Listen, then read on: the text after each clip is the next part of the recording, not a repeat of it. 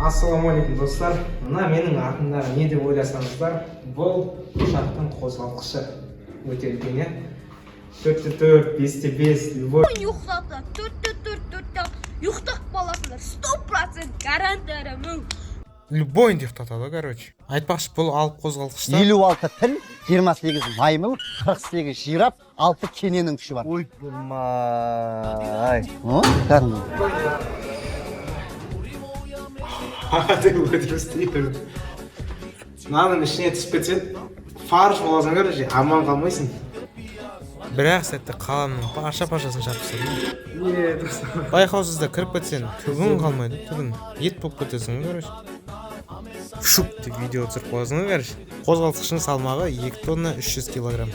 Бақ шіркін, не талаң өткізіп жерсең, бұл жай ғана темір емес, титан өстісан кәдімгі.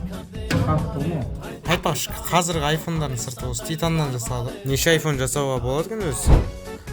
Мына дәнекерді қараш. Ей, әңгіме жоқ, әңгімен сойып қояды екенсің. ей, нысанадағы дәнекер емес. Дәнекерден сварка ғой. Мына сварканы қараш, өте керемет сварка екен. Ырза болдым, опасномат етіп қойсын да. Тура осылай әбәдем сваркалайтын досым бар ма? Бар осы пікірге білгеп кетші. Yo, what's up, bro? What's up, bro? What's up, bro? What's up, bro?